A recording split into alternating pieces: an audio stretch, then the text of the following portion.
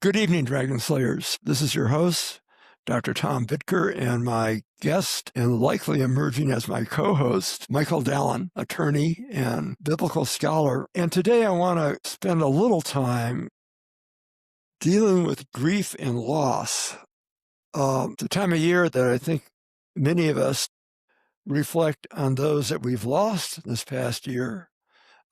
It's a time typically of celebration. And most recently, I lost someone very dear to me.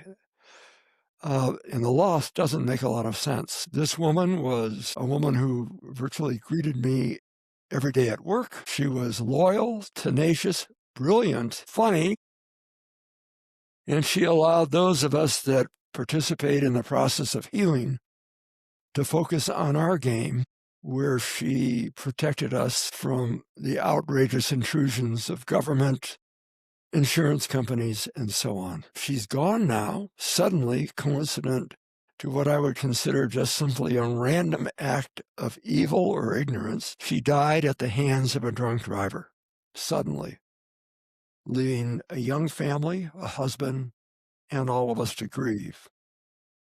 And I'm having great difficulty making sense of all this. I said to my buddy Mike off camera, today I wanted him to be the primary therapist. So, Michael, I'm having great difficulty making sense of all this in God's grand scheme. It's an ancient conundrum. Why do bad things happen to good people? There's books about it. We try to grasp it, but we don't have the perspective that we need to, God is infinite. He knows what will happen. He sees the permutations and combinations of these acts, the consequences that we can't imagine. The thing is, he set laws in this world. People have free will. Human beings have free will. What was I going to say? We have to understand, too, that death is not the end. The Torah talks about Abraham, Moses, all the heroes of Israel, the women, everyone. They go to sleep with their fathers. Abraham goes to sleep with his fathers. Abraham is living in Canaan, in the land of Israel. His fathers are all in the middle of Iraq, what is today Iraq. How is he sleeping with his fathers? Same thing with Moses, his fathers. His most recent fathers are all in Egypt. He took the Jews the hell out of Egypt. So he's not going to be buried back in Israel. So it's an intimation of immortality. The end is not what we think it is, that death is not the end.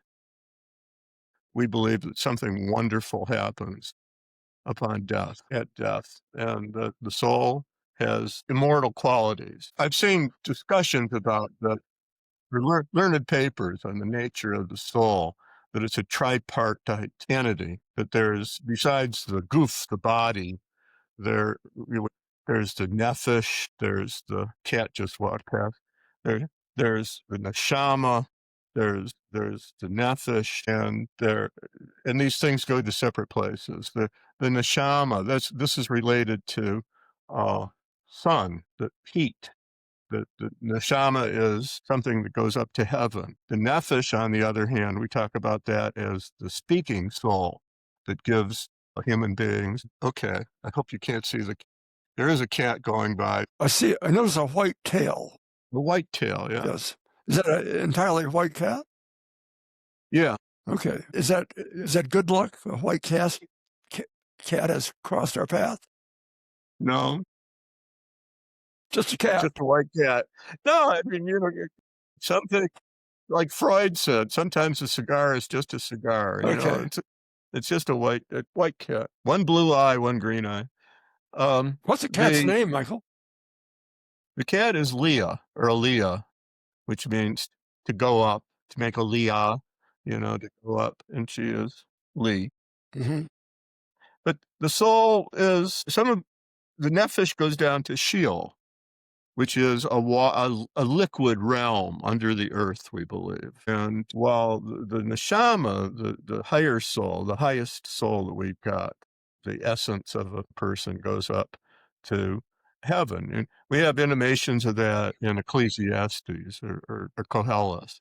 At the very end, and the golden cord snaps, or the silver cord snaps, and the Shama goes up to Shamash, towards the sun, up to heaven, into the heavens. It's like the Spanish cielo, or sky. It's an equivalent idea of up, heaven. And there's the ruach, there's the spirit, and that's part of it. So it's a complicated thing. I mean, you have earth. The body is goof, is earth. The nefesh is related to water. The neshama is related to sun and air. The ruach is air. And God knows what happens. We believe on death, at death, something wonderful happens. And we believe that in resurrection too. There is involved in this is there's some kind of eternal life. You have to have that in the system that we have. We believe in the justice of the deity.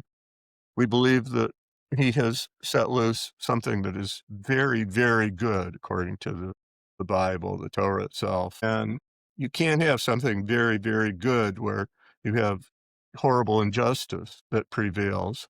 So there has to be a payoff with death. There has to be, the idea that Hitler and his victims go to the same place and the same thing happens to them is anathema. It just can't be. That is not an acceptable Jewish idea. There has to be a payoff. As for the evil, their souls become, we believe their souls become extinct. They're erased from God's book, as it were. People talk about reincarnation. People talk about heaven. We don't know. No one has ever eavesdropped on the courts of heaven. No, we have a lot of language in Job about what's going on with Job. And they're debate. Satan has Satan, the prosecuting angel, is talking with God in heavenly court. No mortal has ever been there. It's fiction.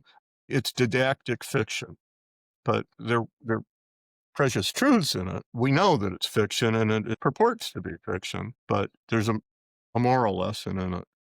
So what happens to people? Do we come back? We believe that the people do come back at different ways. People have memories of things that have happened. We don't know what those mean. As we talked about before, we live in a world, in a universe that is made up primarily of what we call dark energy and dark matter. It behooves us, we are a species of ape, to be pretty humble about, ultimate things. We don't know yet. I hope we do. God has put us here to find out, to learn, to take control of things, to try to perfect the world, to increase human happiness. That you're coming away from this freak incident, this injustice, with a resolve to try to prevent this kind of thing from happening again. We try to perfect the world. When we see a problem, we try to make things better. So, medical science is working on this. We're trying to get rid of leprosy and tuberculosis, and we've made palpable progress in our time. If we'd been talking 1,000 years ago, we might not be so enthusiastic about the prospect of perfecting the world under God's sovereignty. We'd have thought that we would need a great deal more help supernaturally, but now we can see that we can do great things ourselves as mortals, as human beings.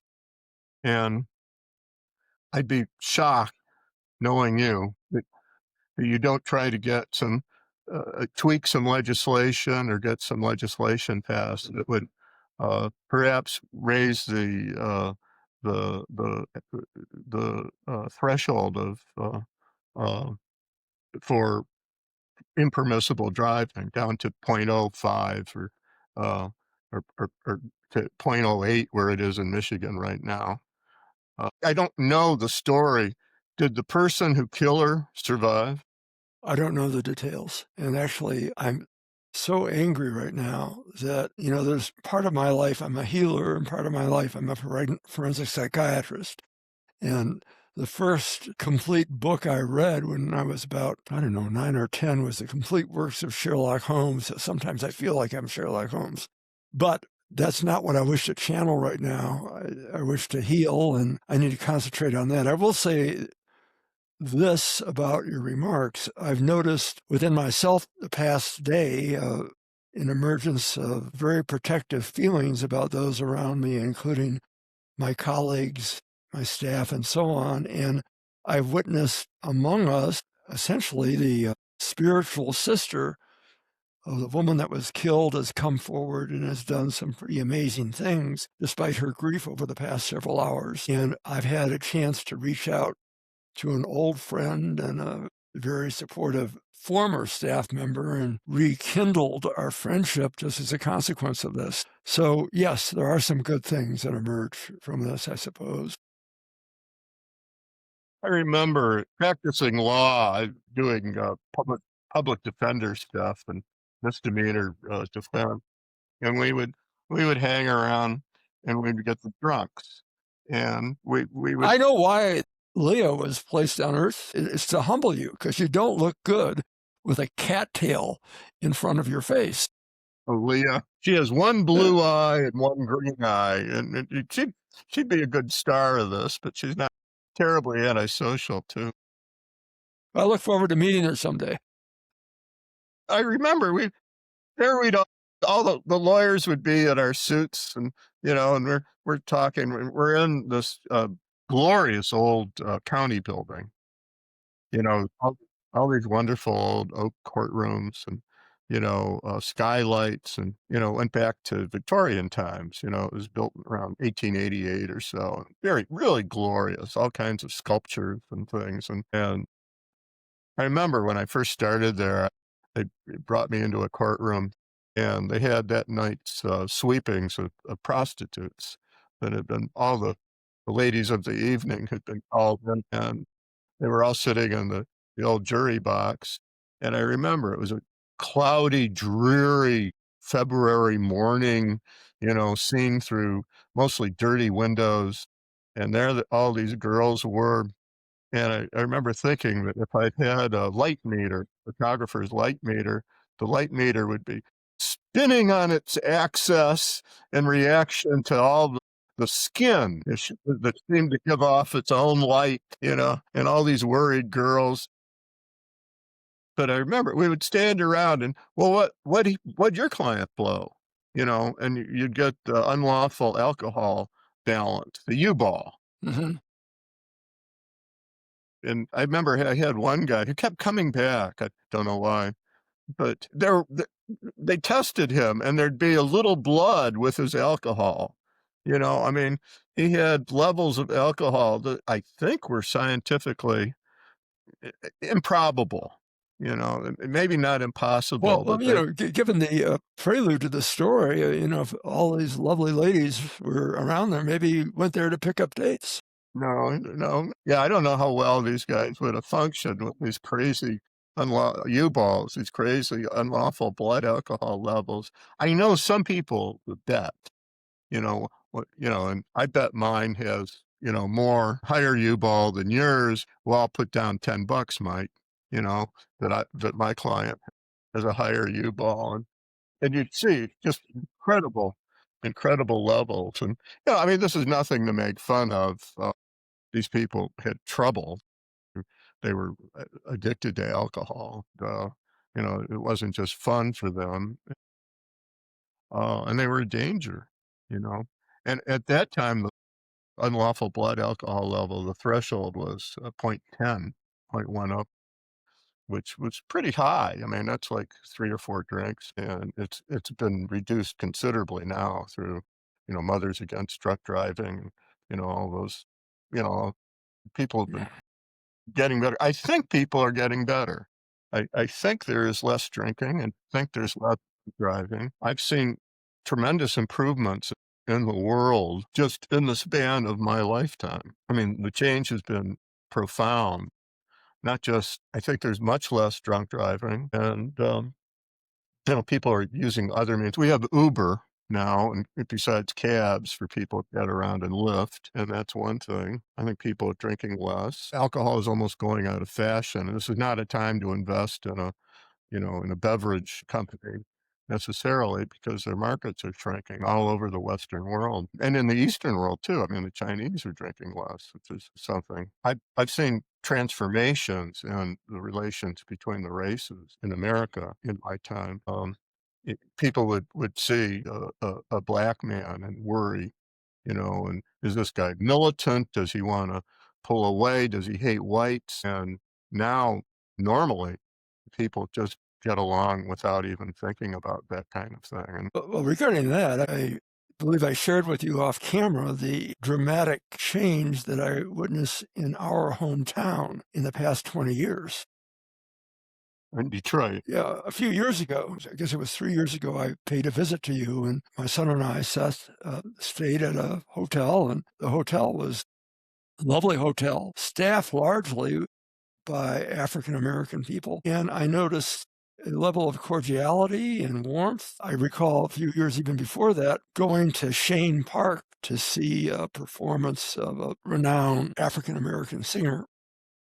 My brother, sister-in-law, and I were sitting there and felt at home and comfortable, and people stood and sang the Star Spangled Banner, and they sang another beautiful song.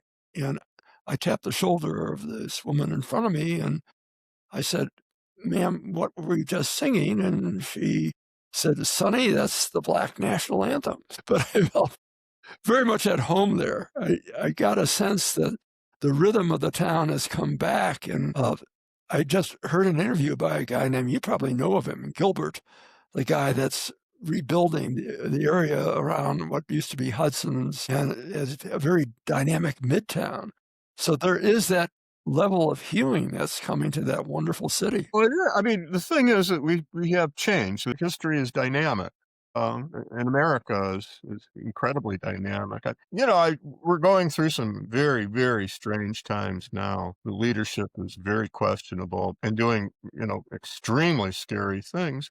But I remember the Leonard Cohen song, America, that only America has the range and the ability to change. And they're not just pretty poetic words. I mean, he was distinguishing America from his own native country, Canada. I was in Montreal not long ago, and they have this huge mural of Leonard Cohen, in his suit and his hat, and that's how he would address audiences, and his father was a tailor, and he dressed like the son of a tailor, and when you look at this, he was a handsome young man, but people get the face they deserve, and he eventually looked like this old Jewish guy, kind of like Spock, kind of like Leonard Nimoy or Harrison Ford for that matter. Cartilage grows, and they look like, they could be a model for I, an evil guy in the protocols of the elders of Zion. so,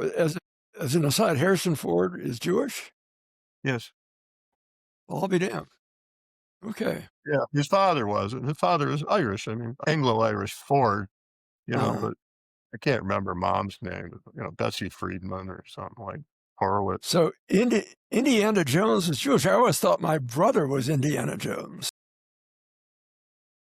Family connection. Yeah, I remember Jimmy, and he had some qualities like that. Right. Um, but but America has this ability to change and the range, and they were extremely creative and dynamic, and let's hope that this kind of thing never happens again to anyone near and dear to you or to anyone. Well, I just, for those of you out there who don't know of Leonard Cohen composed one of the most beautiful ballads going, Hallelujah, and I urge you to listen to it. Well, and the basis of it is it's a holy Hebrew word, Hallel, praise, Lu, to Yah, and that's one of the names of God.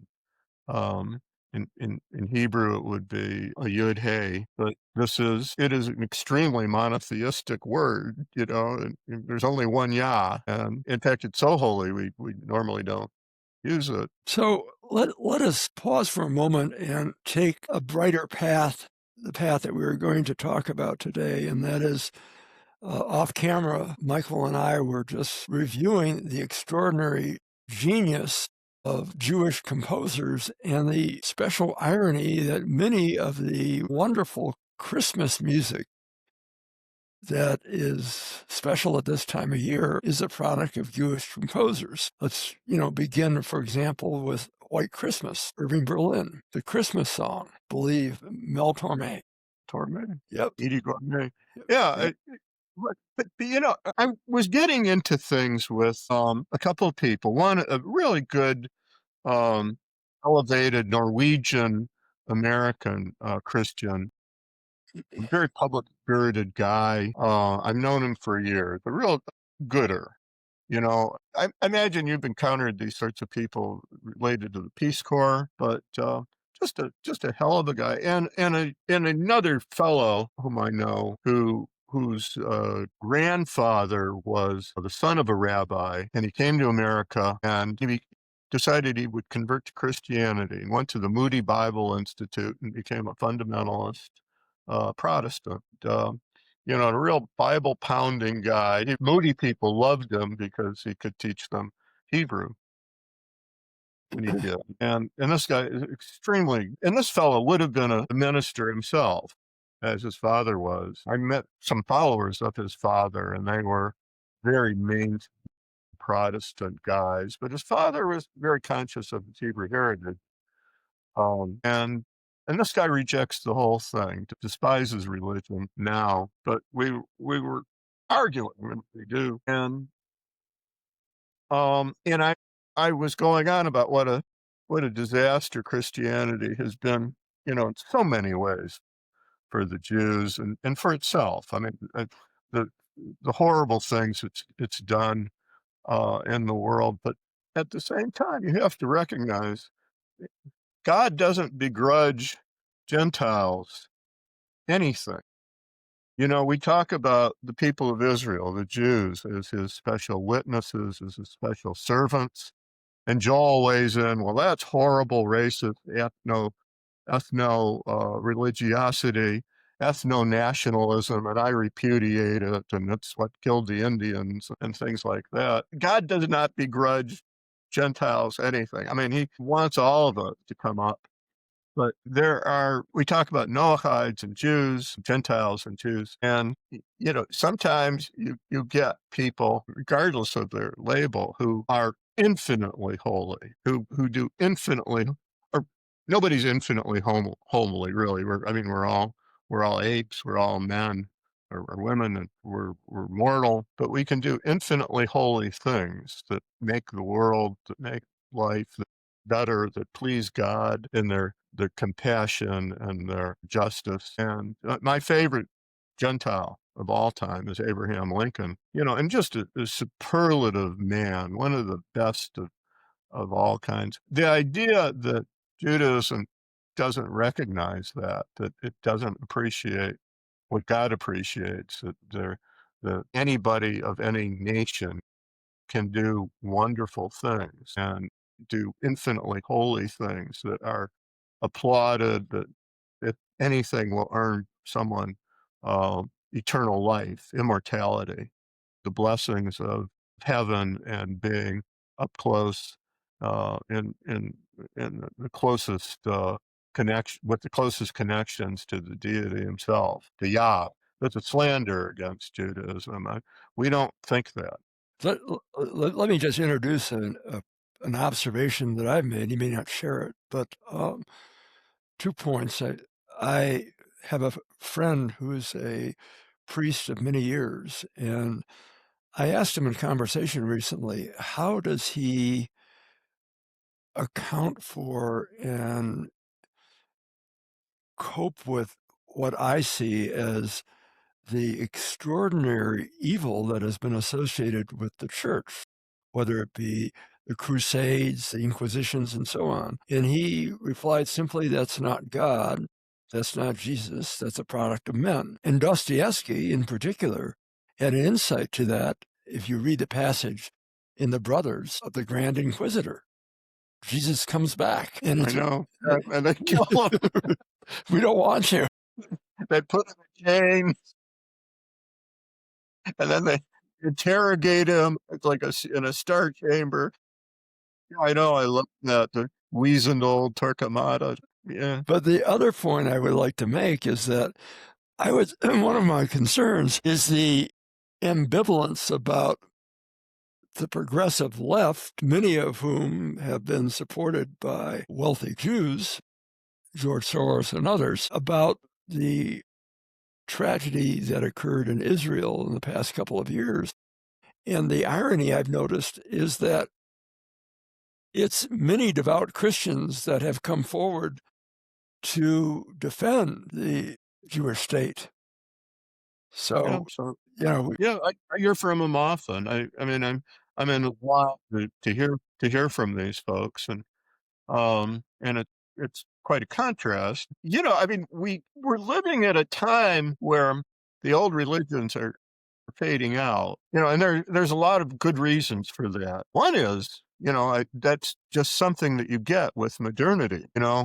Modernity brings many, many different people of many different backgrounds together. And these religions teach that only the people of your own dispensation can be good and decent human beings. And then people run into people of other dispensations who are indisputably good and decent human beings, and it vitiates the whole.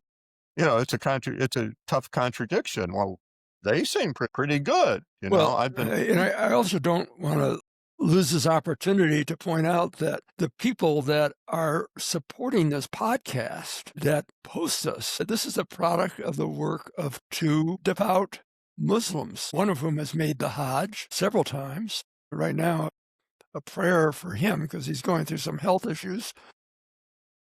This podcast would not have existed were it not for devout, what I would say, passionate people of Islam. Of So, course. yeah. Yeah.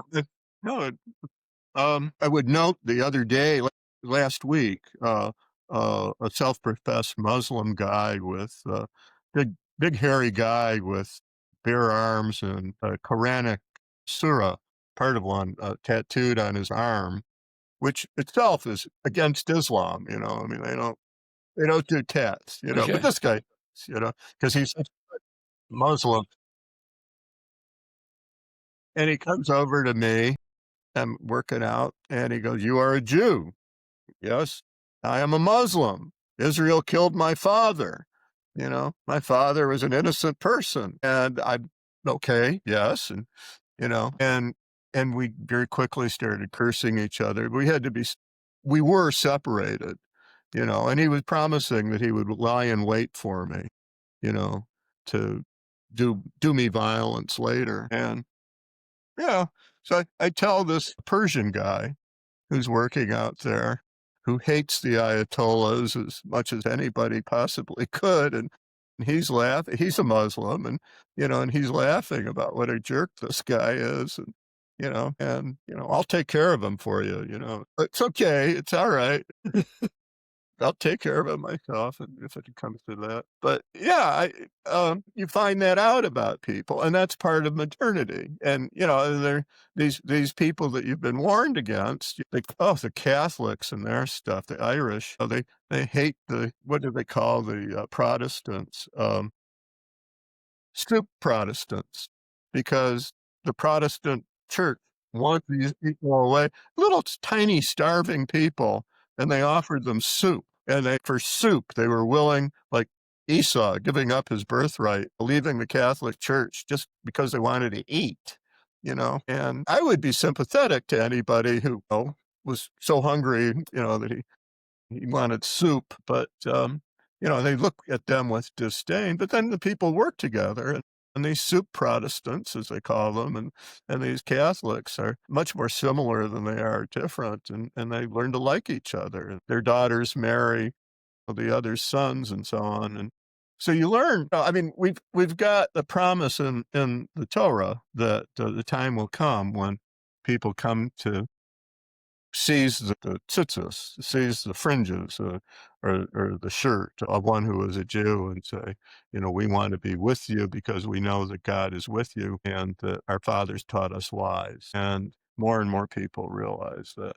But, there's so much going on. I mean, people are repudiating the whole idea of America now, they're going on about how they equate Israel with the West and killing off the Indians, the Native Americans. And that's baloney.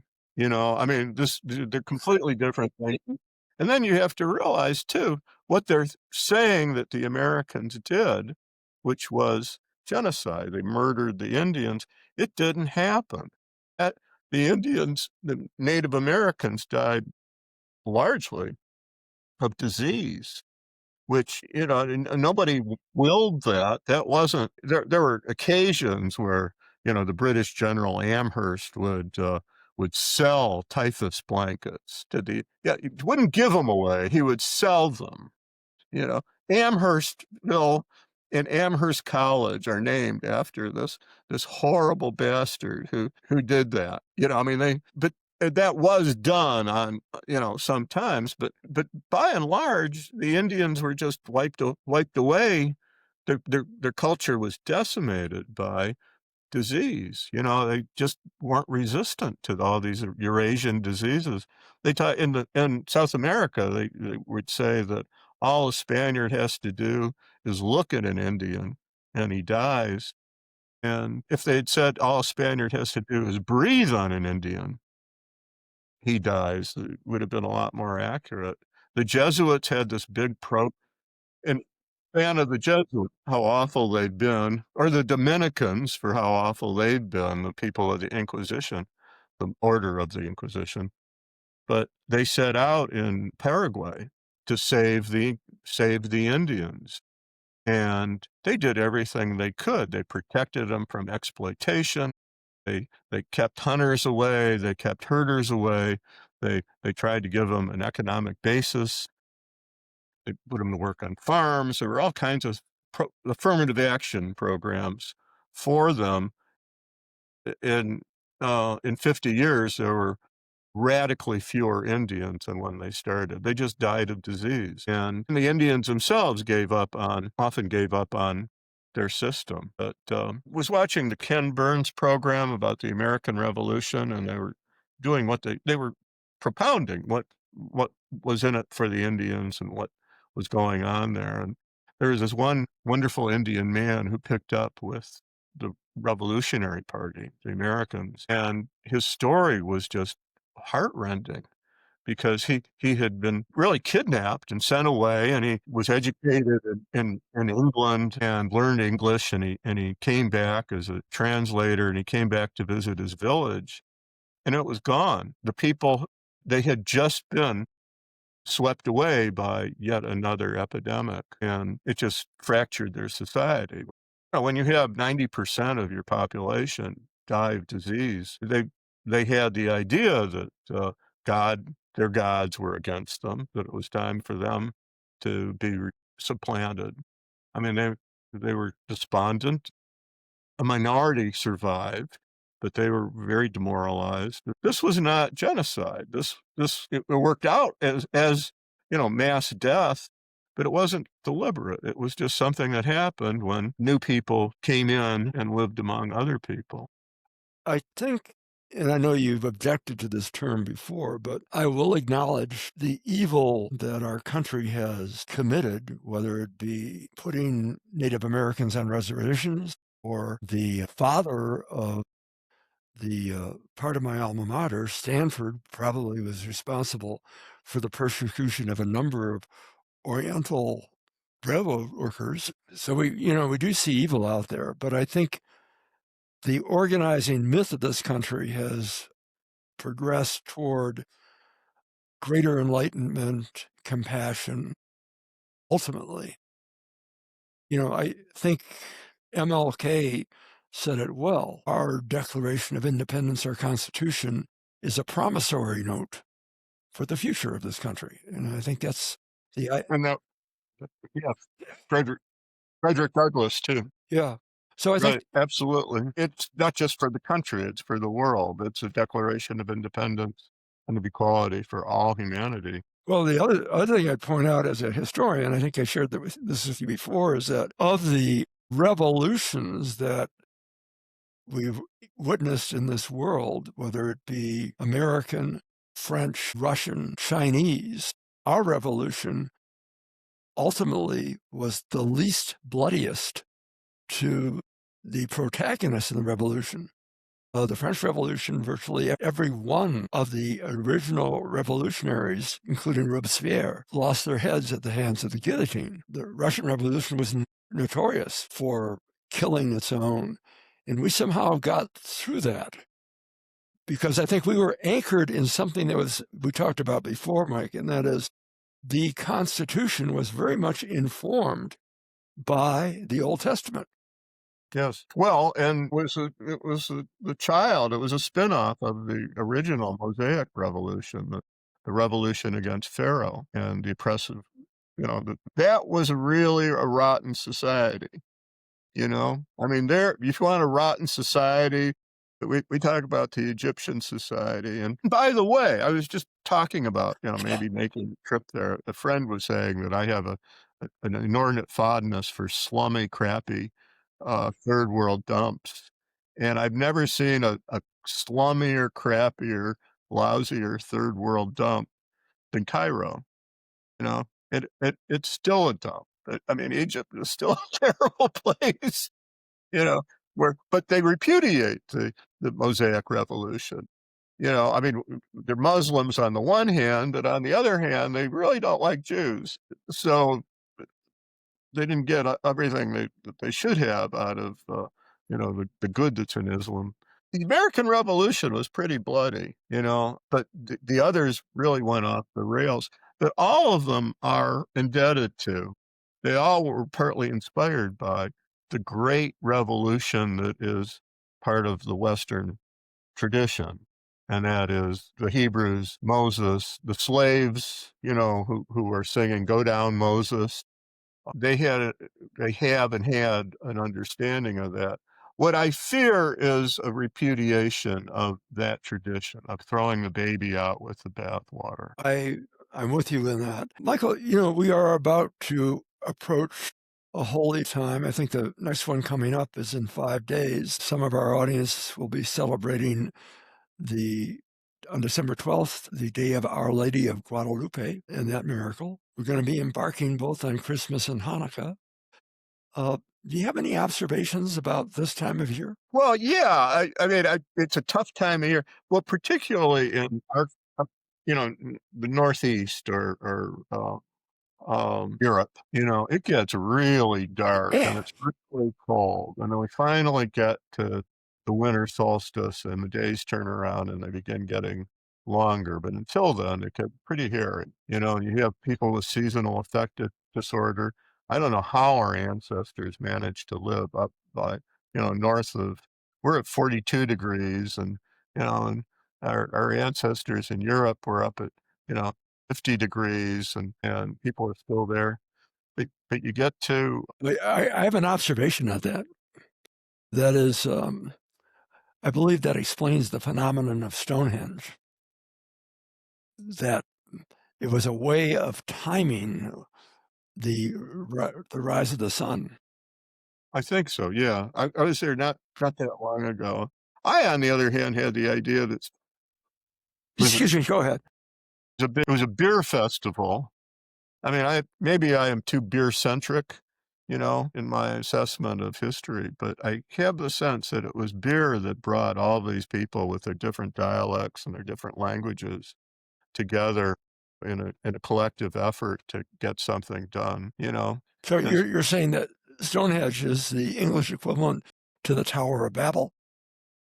yeah, yeah, it's not easy getting people to work with each other, Mm-hmm. and that required a lot of work, and they've got these things around that area of England, these massive works of stone that, you can get a hernia, you could dislocate your hip just practically looking at these things, like, how did they do it?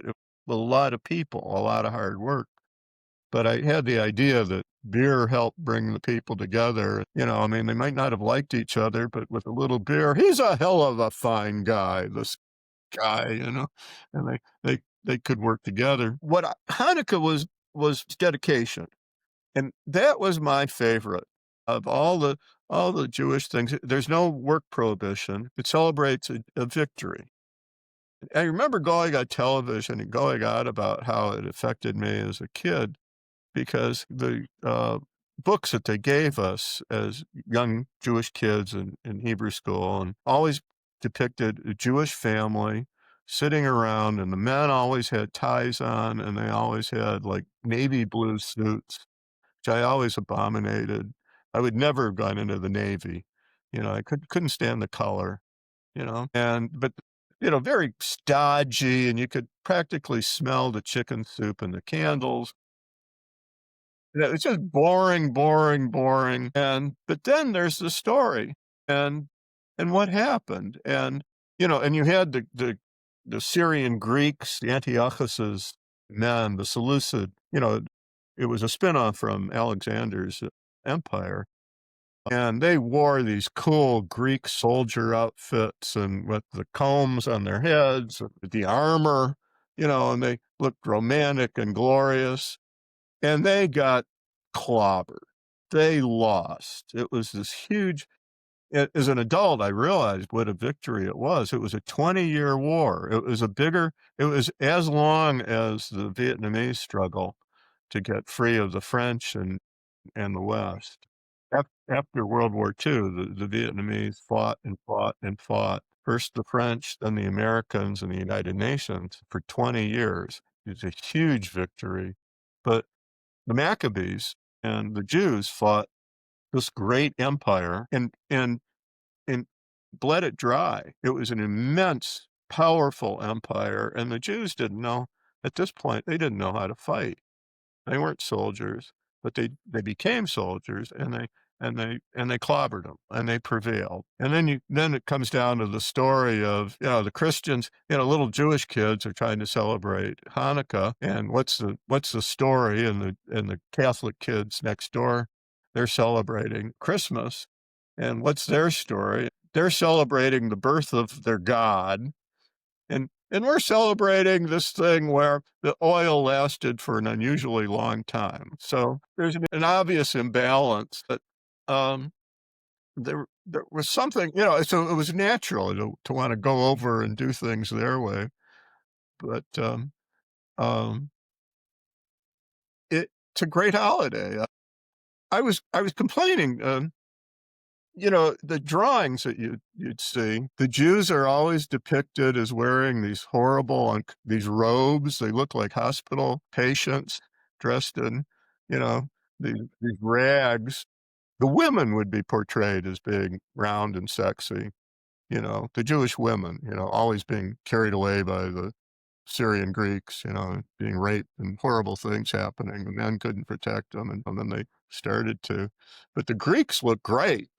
I'd rather be a Greek wearing really cool clothes, the armor, you're dressed like Alexander the Great, or a Roman centurion, you know, as opposed to some guy wearing these loose robes, and long beard, and an undifferentiated mass of bearded, strange looking bearded guys, as appetizing, as attractive as the Ayatollah, you know.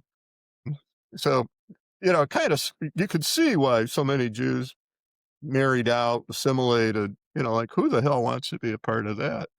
But the bottom line of it was we won. And, and the idea of all the Jewish holidays is they came to kill us, they failed, let's eat, you know, and that's the quintessential one. They tried to kill us, they did. They had heads, the Jewish heads were lining the roads of the the, uh, the land of Israel all the way to Damascus, where their capital was. Horrible pogroms, and Jews had spread out all over that empire, and they just came and did pogroms, but, we won, and we had, our polity, you know, and that's the world that, and if we hadn't, there wouldn't have been, naturally, there wouldn't have been, a Christian savior come along. What the what the Syrian Greeks, what the Goyim, what the Gentiles tried to do was very knowingly and conscientiously erase Judaism. They forbade the central rites and procedures. They burned the Torahs, and it was as ruthless as Stalin, but they didn't have modern methods. And the timing of this was when? Or so.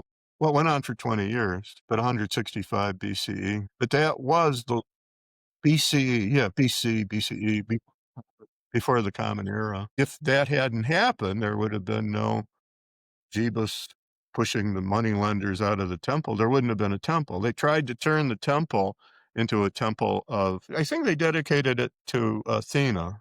Uh-huh. Yeah, they did, the goddess of wisdom. Athena, goddess of war. No, that's Diana. Mars is the god of war. I'm sorry, Athena. My bad. It was Athens, Right. Athena. Okay. Yeah, you're right. Yeah. Are we talking about Greek Ares? Right, Mars. Yeah. Okay. And Diana was Roman. Athena was the warrior woman god of the Greeks. Right. Wisdom. Yeah. Well, the Romans later turned the temple into a temple of Jupiter or Zeus. I mean, they did. They tried to erase the religion, but by Roman times, I think people were beginning to understand, if only through, the Jews were out there. There were all these. There was literary phenomena going on. You had. I talk about it in Rainbow Covenant. You had these oracles that were described as Jewish propaganda under a pagan mask, and they permeated the Roman and Greek, ancient world. The Jews were not silent, and they were fluent, and the Jews are all literate, in a world where, people respect the written word. So Mencken, the sage of Baltimore, the American, who was supposedly so hard on the Jews, he has a biography of the gods, and it's a really good book. I liked it a lot. But he was going on about the Jews dealing with these infantile, stupid religions, this pagan, allow me to use the term bullshit, you know, I mean, it's just utter bullshit you talk about people who make their gods in their own image, that's the Greeks, Romans, just stupid religions. And they think the Jews are going to, tumble to this infantile, this juvenile stuff. And the Jews mostly didn't. I mean, some went along to go along, of course, but, no doubt some actually thought there was some romance and, the right of Jove or Zeus or Athena. There were things to admire in those cultures, but the religions were really stupid. Well, one of the problems that Rome had is they deified their emperors, who themselves were very flawed human beings. And whether it be Christians or Jews, the idea of monotheism is sustaining because It's risible. I mean, if you are accustomed to something better, when you see, like Caligula wants to be deified along with his horse, I mean, that's beginning to abuse the system, a little. And that they began going to other religions. I mean, the old religion started fraying, so they started worshiping the Egyptian god Isis, who, and there's a lot of connection between the myth of Isis and the myths of Isis and the Christian Holy Family. Um, I was talking with this one fellow, this model Protestant man, this do-gooding man, the hold of Albert Schweitzer, doing good in the world to do good, Bonhoeffer, or someone like that, in the name of Jesus. And I was going on about, but what you get is this inordinate, just piles and piles of pagan bullshit that was Christianity. There's some good stuff in there, but there's also piles and piles of pagan bullshit. The whole idea, I mean, they take the Torah and turn this, who is, there's a talking snake. We have to be saved by the mistake of a woman who falls for the blandishments of this talking snake, so that you get a baby born who is the son of God and part of God. I mean, it's odd, Well, but they're trying to get to the truth. Like everybody, we try to get to the truth. so for my producers out there that are concerned that these podcasts are not without controversy, we only have to Yeah, well, they're not being. listen to the last few minutes. Michael, let me leap ahead a bit in terms of a teaser for next time, because I know you're going to have a lot to say about what you just said. So I'd like to go forward on that. But we have now had a lot of wisdom from you, and I'd like to hold out the teaser next time. We were going to talk today about music and the genius of composers. So if we could hold that out for next time, are you willing to embark on that path? Sure. Yeah, absolutely. Yeah, I like music. Okay. Other than throwing our Christian audience under the bus. Well, I hope not. No, but I think the takeaway point is that anyone can be righteous. You don't have to be a member of any denomination. I think it would help to, keep the laws of kosher food so that you don't eat animals that were killed in pain, and you don't eat blood. And I mean, those things are good things, So but that is anchored in compassion. it the anchor is compassion and in self-respect, that you as a human being don't eat like a monster, and that you're careful about your food. That reasonably careful about your food, not obsessive, but just careful. But that anybody can come and do brilliantly. Anybody of any denomination can come to God, can do what pleases God. You don't have to be Jewish. You don't have to be uh, of any denomination. You can on your own. I mean, the model is to um, do justice, to love kindness, chesed, we say, over uh, pure kindness, and to walk humbly with your God, whoever your God is, whatever your idea of the ultimate is. If you can recognize that we're all made in the image of God, whatever that means. I mean, that's a hard one to figure out. It's a conundrum. God obviously has no image. We cannot imagine God. What you just summarized, though, is the argument of the Rainbow Covenant. That's what I do. Yeah. We can all do this, and we all should do this. It's good to inform yourself as to what he actually wants. Because, I mean, in the name of compassion, you can do horrible things. In the name of, I so regret what America did to the Indians, you can lose track of the goodness of America. Want to do right, but you have to be humble. I mean, that's why we talk about you shall walk humbly with your God. Don't presume that you know it all.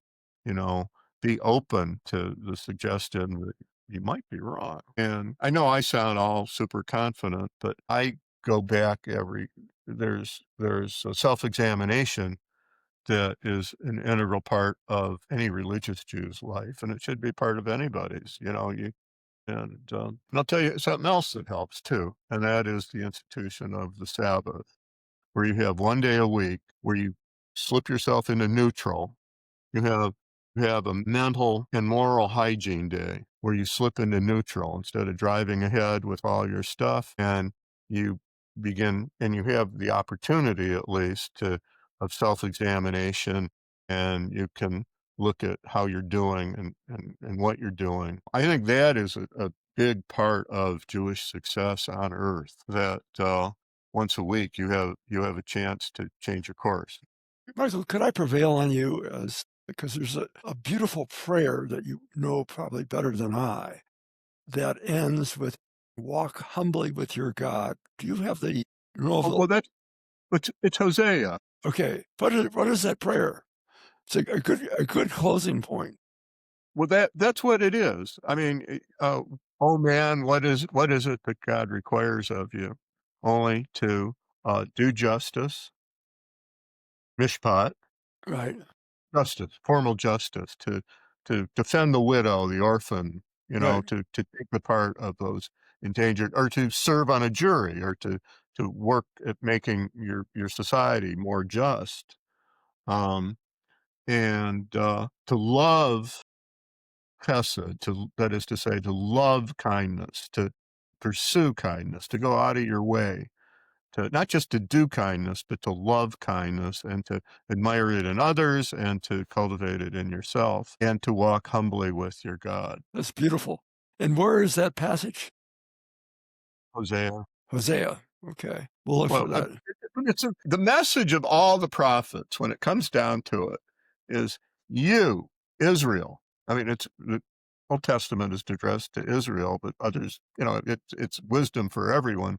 But you, pay attention to this Torah of Moses, including the statutes and the ordinances and the commandments, and do them. And And walk humbly with your God. And that's part and parcel of it, to walk humbly with your God and not think you know it all, to refresh yourself. And there's nothing higher. Well, studying Torah is the ideal, to read the stuff, to know it, to interpret it, to not think that you know all about it just because you've given it a cursory read, but to think about it and as consciously as possible, serve Him. Well, brother, I want to thank you for an eloquent and inspiring summary. We'll have to get you some pictures of the curvy Jewish women and the cool-looking Greeks, Okay. who are carrying them away and things like that, So 'cause I guess that helped get my imagination going. we'll call that biblical porn. Well, actually, it's post-biblical. That's, 150 that's yesterday in Okay. Jewish history. That was the recent unpleasantness with Antiochus and the Seleucid Greeks. So those of you out there in our audience, be well, be aware, be kind, and walk humbly with your God. Amen. Until next time, look forward to it.